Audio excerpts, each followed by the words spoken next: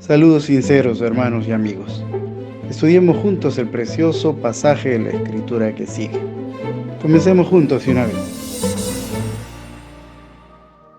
Sé ejemplo de los demás. Ese es el título del tema de hoy, porque el pasaje que quiero que estudiemos trata justamente de la vida ejemplar. Timoteo tenía que presentarse como un modelo vivo de cristiano. Y qué útil reflexionar eso, porque justamente en un contexto donde muchas veces necesitamos líderes y personas que puedan servirnos de pauta, muchas veces también nos sentimos frustrados al no encontrar esto.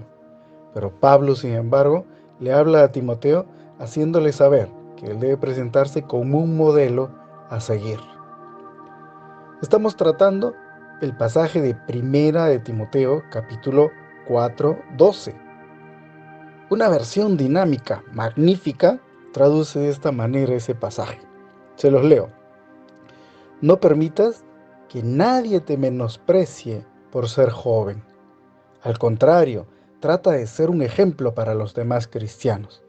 Que cuando todos oigan tu modo de hablar y vean cómo vives, traten de ser puros como tú. Que todos imiten tu carácter amoroso y tu confianza en Dios. Versión de lenguaje sencillo. Preciosa versión que nos ejemplifica de manera muy clara lo que Pablo quería decirle a Timoteo en este sentido.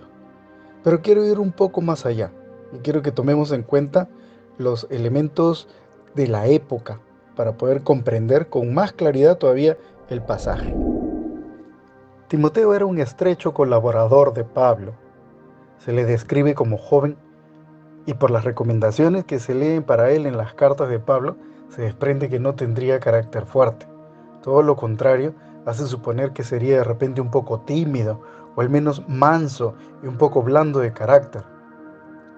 Pero a pesar de esto, que podrían ser tomados como defectos, también tenía sumadas virtudes o cualidades que había aprendido y cultivado desde niño, porque había sido formado en las escrituras bíblicas por causa de su madre y su abuela, que eran judías. Ellos, al encontrarse con Pablo en su ministerio, terminan convirtiéndose al cristianismo. Más adelante Timoteo ayuda a Pablo en la labor misionera y, por lo general, se acepta que cuando Timoteo recibió esta carta, estaba realizando labores dirigenciales en la iglesia de Éfeso.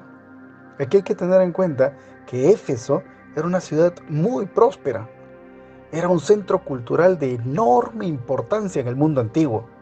Esto nos hace pensar en el tipo de personas que podrían haber en la congregación de Éfeso. Y por lo general, concluiremos pues que Timoteo tendría una audiencia difícil, una audiencia exigente. Todo esto hace suponer que Timoteo tenía que tener un carácter firme y mostrarse seguro. De otra manera era muy complicado cumplir con su labor. Ahora pensemos, un dirigente de la iglesia o de cualquier otro grupo humano tiene que ser un libro abierto. Tiene que ser un ejemplo palpable y visible. Tiene que ser un modelo vivo de cómo se vive la fe. Ahora note que esto en el caso de Timoteo tenía todavía que enfatizarse más porque en este mundo no era tan fácil conseguir un ejemplar de las escrituras o una parte por lo menos de ellas. Para nosotros ahora es sencillo conseguir una Biblia e inclusive muy económica, pero no era así en el primer siglo. Un texto podía resultar muy caro y solo era accesible a personas pudientes. Los demás podían conformarse con un pequeño retazo de algunos pocos versos y esto era difícil. Inclusive en las congregaciones del mundo antiguo era el ministro el que leía una porción del libro y normalmente la audiencia solo tenía que escuchar porque no tenía un ejemplar consigo. Se escuchaba la escritura solo en la congregación. Ahora, siendo pues que no hubiera un texto para leer en cada hogar, entonces ¿dónde aprendían las enseñanzas? ¿Cómo aprendían que se debía vivir la fe? El modelo a seguir era el ministro, era el ejemplo visible que tenían delante. Y esto es lo que tiene en mente Pablo. Por eso se lo recuerda a Timoteo, diciéndole que se debe hacer valorar y presentar cualidades que los efesios pudieran copiar de él. Entonces ahora enfoquémonos en las cualidades que Pablo le está recomendando aquí. Para ello tenemos que tener en cuenta que en realidad en muchas partes de la carta vamos a encontrar cosas que son prácticas, que son cualidades que deben tener las personas que están a cargo de la congregación o cosas que se pueden llevar a la vida cotidiana como creyentes. Pero el pasaje va a enfatizar por lo menos 5 cosas en las que yo quisiera concentrarme ahora. La primera cualidad tiene que ver con el hablar ejemplar. Recuerden, el verso 4:12 se lee así: nadie menosprecie tu juventud, sino sé el ejemplo de los creyentes en palabra, en conducta, en amor, en fe, en pureza. Entonces lo primero, sé ejemplo de los creyentes en palabra. Aquí tenemos la primera cualidad, el hablar ejemplar.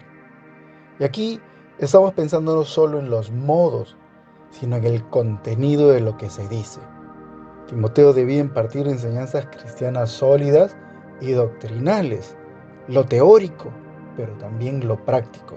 Debía transferir las enseñanzas de Jesús que él había aprendido a través de Pablo, el contenido de lo que los creyentes deben creer para ser salvos, pero también debía enseñarles cómo deben caminar los creyentes, cómo vivir en cada caso de sus vidas.